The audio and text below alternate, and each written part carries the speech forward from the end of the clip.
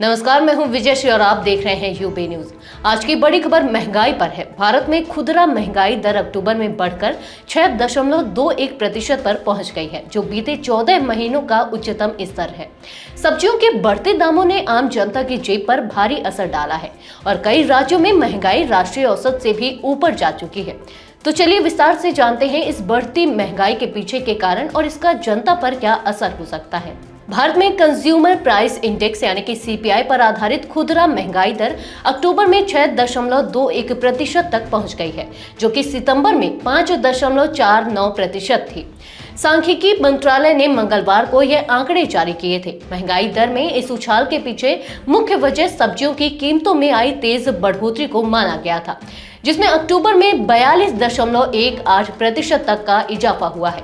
यह आंकड़ा अपने आप में चिंताजनक है, क्योंकि यह भारतीय रिजर्व बैंक यानी कि आरबीआई के निर्धारित 6% के स्तर को भी पार कर गया है। आरबीआई रिसर्च की रिपोर्ट के अनुसार भारत के कई बड़े राज्य राष्ट्रीय औसत से भी अधिक महंगाई दर का सामना कर रहे हैं।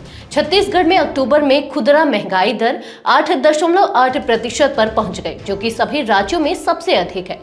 इसके बाद बिहार में यह दर 7.9% और उड़ीसा में 7.5% रही। रिपोर्ट में यह भी बताया गया कि छत्तीसगढ़ में पिछले साल के मुकाबले महंगाई लगभग 4 गुना बढ़ी है, जबकि राजस्थान ऐसा राज्य रहा जहां महंगाई में कमी देखी गई।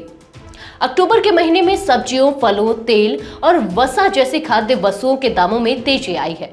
विशेषकर खाद्य तेलों की कीमतों में 9.51% की बढ़ोतरी ने कुल फूड प्राइस इंडेक्स को 10.87% तक पहुंचा दिया है। दूसरी ओर दालों, अंडे, चीनी और मसालों की कीमतों में कुछ कमी देखने को मिली है।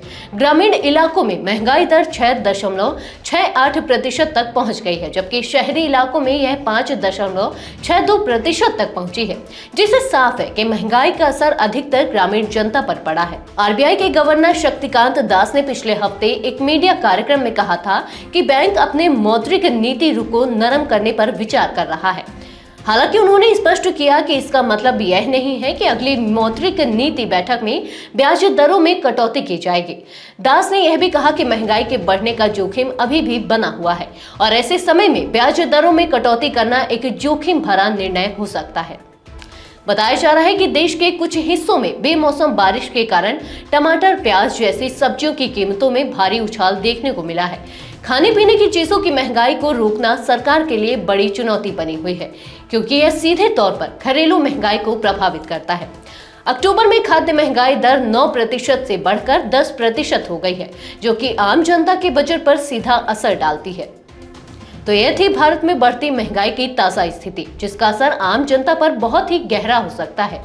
आने वाले समय में रिजर्व बैंक और सरकार इस पर क्या कदम उठाएंगे, यह देखना दिलचस्प होगा। क्या वे महंगाई को काबू में ला पाएंगे या जनता को और ज्यादा महंगाई का सामना करना पड़ेगा? इस पर आपकी क्या राय है, हमें कमेंट्स में जरूर बताएं। ऐसे ही और भी महत्वपूर्ण खबरों के लिए जुड़े रहिए यूबी न्यूज के साथ। धन्यवाद।